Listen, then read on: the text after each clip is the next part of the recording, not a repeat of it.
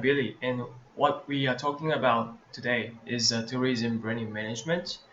And so before I started, I'd like to introduce myself a little bit.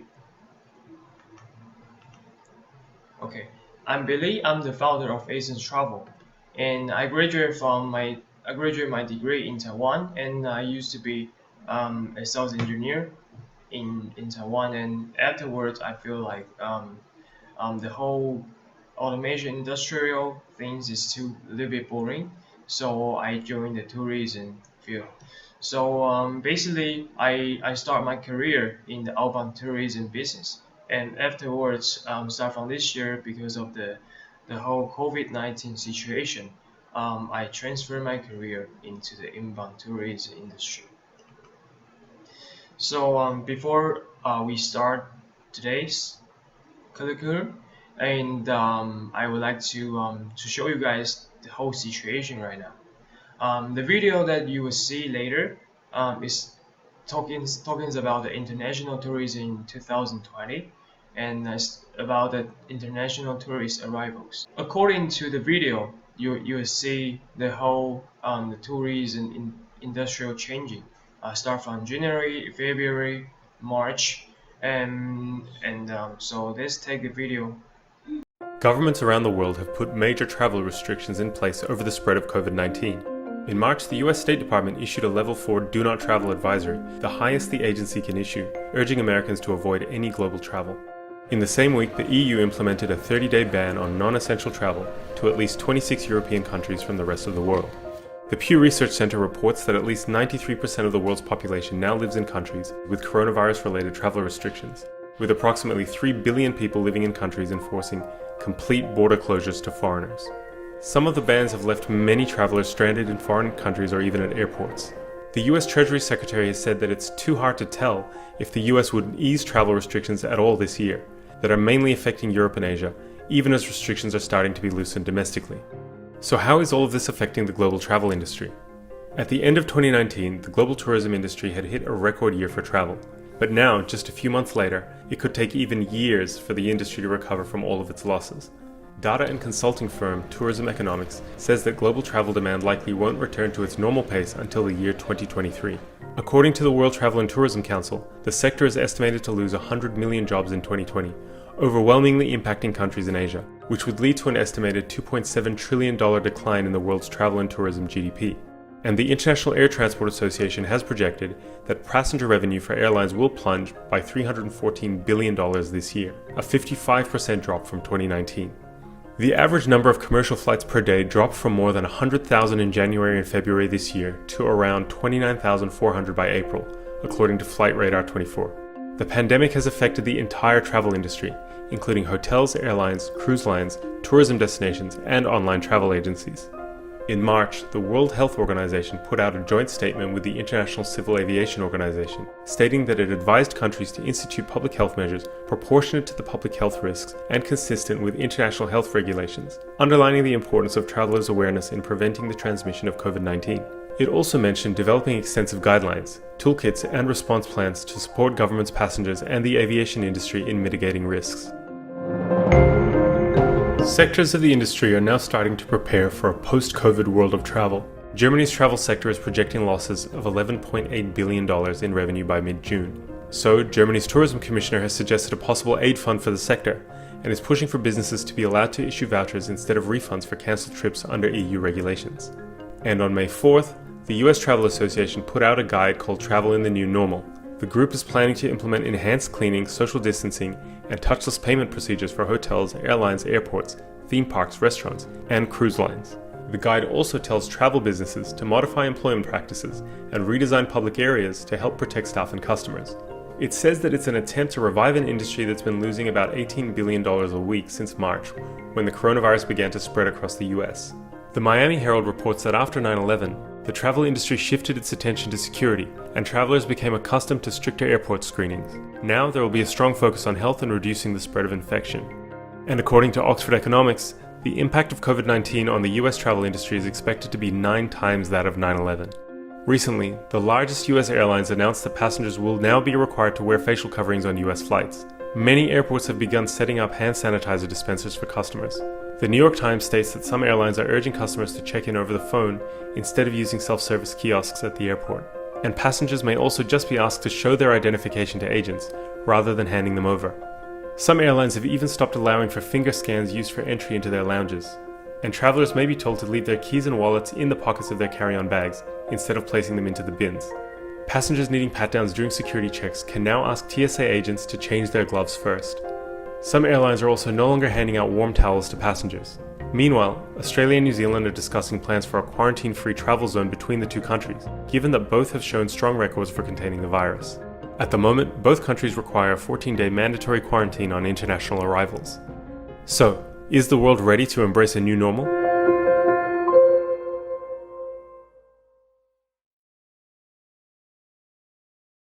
Video, you see the whole the tourism industrial changing.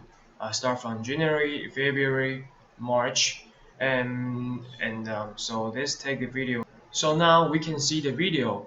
According to the video, in the January, the whole industry of tourism, we still have a little bit of booming, just 2%. But start from February, the booming situation start to get in minus 9, and March is getting worse. And not to mention the May and June and July, and at the moment right now, the whole COVID-19 situation is getting back together. Um, what happened in the beginning of this year is all happened again. So according to the video, the whole world is like this. I'll take Taiwan for example. In Taiwan, the whole situation start from January. All the plane from China is so got banned, and start from February, some plane to Southeast Asia like Vietnam or Thailand start to have a little bit of trouble, and March and April and May, basically no one willing to travel during that time. So, but after that, the Taiwan situation started getting control.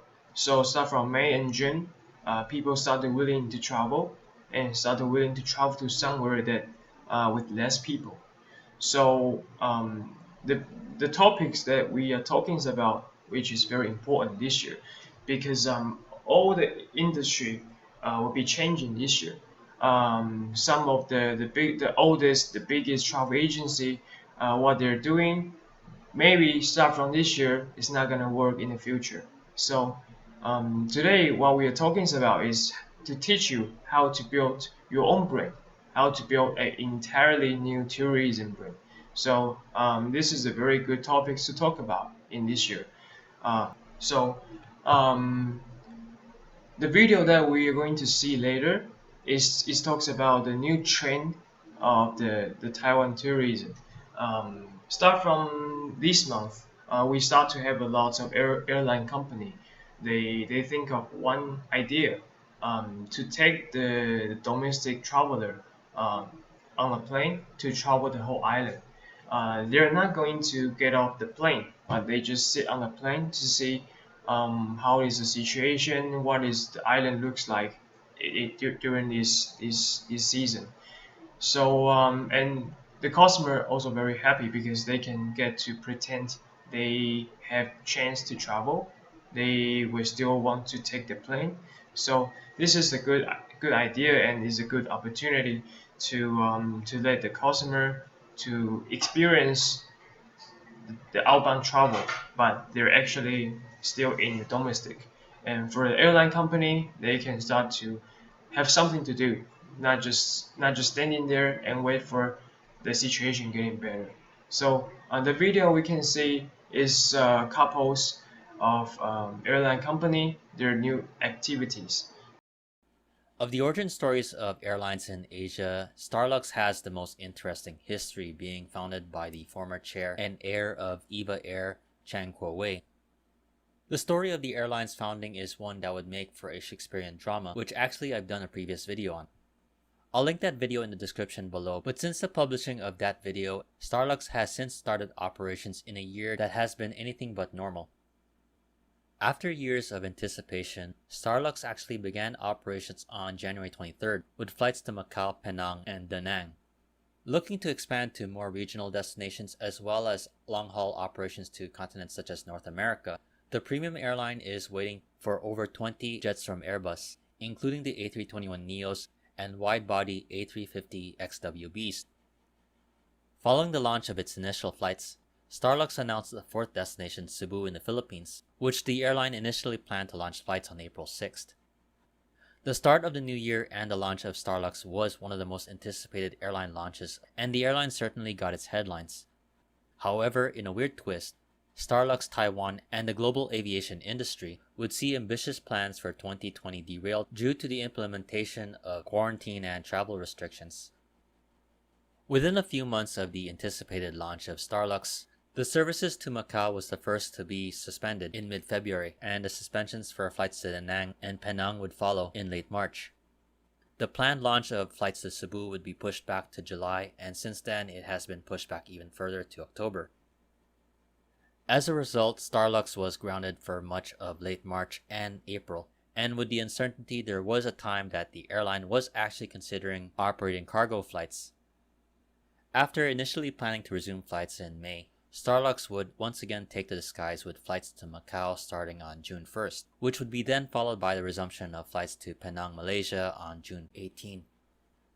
Meanwhile, flights to Da Nang remain suspended as Vietnam currently restricts entry for international arrivals, which is also the reason why the planned flights to Cebu have also been pushed back further. Now, you would assume that this would be a very bleak time for the airline, and yes, it definitely is given the current circumstances. However, Starlux has been planning its future even despite the current situation. During the summer, the airline held a recruiting drive for pilots and flight crew, and the airline announced plans to make its entry to the Japanese market with its first flights to Okinawa, Japan, which was originally scheduled to begin on July 1st, though those plans have now been pushed back further. Also, the airline has been operating special flights to nowhere like its counterparts in Taiwan, which has been reported to be very popular. In terms of the timing of the launch and the current situation, one could say, as travel blog 1 Mile at a Time put it, the most poorly timed airline startup ever, and it's really hard to argue why not. Adding to that, Starlux does not have a domestic flight network to rely on, which is actually by design. The airline is intended to be an international premium airline, and its plans is definitely affected by the travel restrictions placed in key areas such as Southeast Asia. Given the current situation, Starlux is probably going to have to relook at their plans for the long-haul flights in the future and reassess the aircraft orders that it currently has. I personally do have my doubts regarding Starlux and its future, even as I root for its success.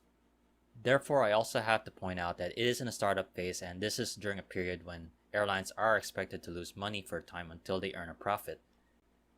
This phase is definitely daunting, though when putting things in perspective, Starlux can look optimistically into the future given right now it probably doesn't have that many financial obligations as other more tenured airlines in the region and in the world have.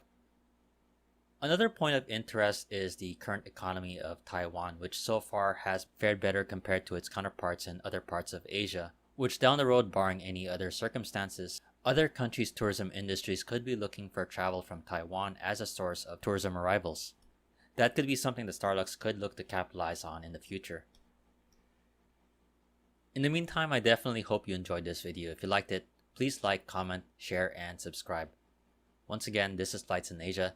Thank you for watching and have a great day.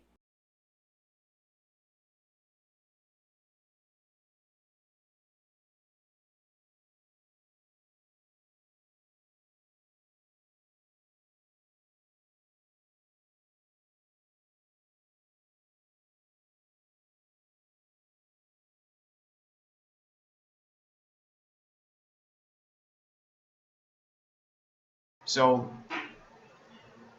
now we can see that basically every industry, not just the tourism, we start to need to think about the new idea, the new things, the next things to do.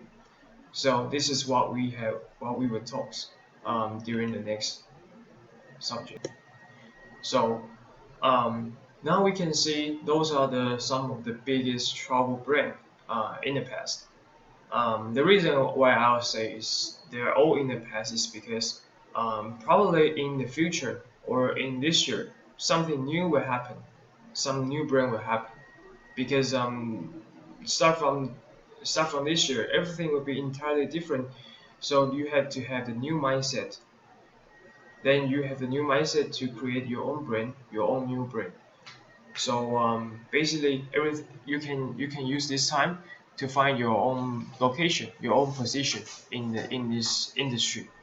Maybe you can become one of the largest brand in the industry in the future. So back to our guideline. Basically today we will talk about three topics. First, I'll help you to find your brand outs. What do you mean by find your brand outs? Because in the past, the tourism industry basically is very generic. How to say generic is because most of the travel agency, your product and your service will probably there's no very big difference. And but start from this year, everything started to be changing. So as a leader or as an entrepreneur, you have to think about what is your next step. And when everyone started doing the inbound travel business, how can you do different? How to find your differentiation with other brands? So the first of all, I'll help you guys to find your brands out and how to find your blue ocean strategy, not just in the red ocean to do something that other people do. So if you do the things that other people do, if you do the same service, then you don't have the unique brand. If you don't have unique brand, it's very hard for you to run your business. So the first of all, find your brands out, and second, like I just mentioned, the tourism brand is a very generic brand. Tourism industry basically, we don't have the certain technology or we don't have certain how to say know-how because once you design a trip or you design a tour, other people can do the entirely same thing that you can do. There's no intellectual property in this industry. So I'll talk with you guys and how to define the generic brand, like I said before. So even though it's a very generic brand and a very generic industry, but we can still find something different, find your own differentiation to create your own brand. And then third, we will talk about how to execute your brand.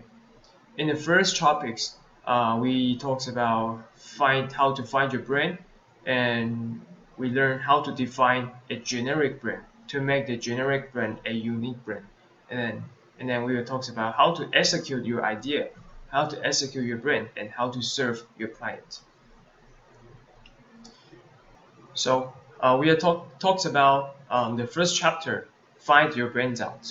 So in the beginning, I would like to talks about the Sun Circus. Why we want to talk about the Sun Circus? Because in the past the circus is all be the same thing. The animal, the star, and performers in the tent, and a lot of people and very noisy. There's no arty genes. So Sun Circus create a entirely new path for them. So first of all, I would like to introduce the Sun Circus.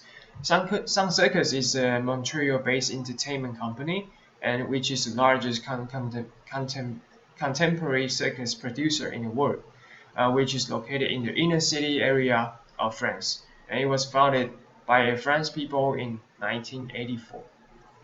So before we start, I would like to show you guys a video. Then we will talk about the video.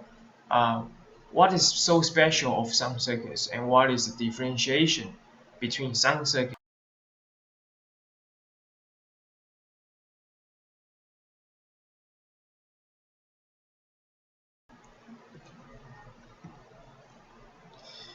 So we just saw the video. So can you tell the differentiation between the normal circus and the Sun Circus? Probably not, right? You think that they just do some performance. but actually what they're doing is very different. Let me tell you what is the differentiation. So on the monitor, you can see there's blue line and the red line. So if you follow the red line, then which is the traditional way to do it. So most of the circus, like the Ringling Brothers, um, the price is very low, and you will see a lot of animal shows during the circus performance, and also concession is also very high, and which also in the multiple show arenas. But most of the show they don't have the unique venue, and the theme they don't have a theme because they're just an animal performance and the star performance, and there's no music, there's no arty gene, and there's no arty part. So what some circus do, which is very different, they they eliminate some of the parts of circus, but they also rising something in the industry. For example, in the some circus, you can see no one's wear the special clothes. You know, everyone wear the same thing. Everyone wear the same costume. So you can tell that there's no one big star in the group. Everyone is like the same. And you don't see the animal during the show. Only people. And the show is also performance in a big arena. And not just in the arena, but also in the theater or opera. And some circus is the performance is very fun, humor, and another thing is which is very incredible and unique, which is the theme. Every performance that some circus show, you can see the theme which is very strong. Then you will see the Michael Jackson shows, you will see the Hollywood shows, you will see the movie show. Anyway, the Sun Circus they basically turn the circus show as an art show, as an art show, you know. So they basically raising the whole label up. So think about it. You can buy the $10 to see the normal Sun Circus show, or you're willing to pay maybe 150 or 200 US dollars to see the Sun Circus show in the opera, and you not just see the show, you not just see the circus show, you're basically seeing an art. So art, when we talk about the art, then we will know art is valuable. You can define art with a certain money, with certain amount of money. So this is the strategy that the Sun Circus have. They emulate some of the part, like they don't use a star performance and they don't use animal, and they performance their thing in the big arena or theater or opera.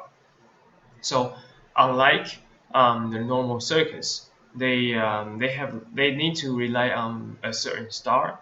So basically, you have to pay a lot of money to hire a star. So which is a bad thing. And another thing is that if the star is not happy, he or she will not willing to perform. So this is another problem. And they also have very big problem, which is animal. And animal is uncontrollable. You can't control animal. So it's another thing that which can be very hard during the performance. So they emulate some of the parts on the normal circus show, and they create something different. They create art. They create equally of everyone's performance. So this is what makes the Sun Circus successful. So maybe you can think of, if you want to start a tourism brand, what of the elements or what of the thing or the item you would like to illuminate, and some of the parts you want to rise, you want to create. So this could be an opportunity. So when you follow the photo, you can see the gap between the red line and the blue line is very big. So when you try to draw a picture like this, and when you have the bigger gap, then maybe it's telling you your strategy is work. If the line you're drawing is basically is like the former performer or the former or like the other travel agency, probably your strategy have some problem you need to fix. Okay, so the next thing I want to introduce is the Southwest, which is also the very big company in airline industry. Um, so let's see the video to see what is so special of Southwest Airline Company. This is First Officer Deidre. Welcome aboard Southwest Airlines.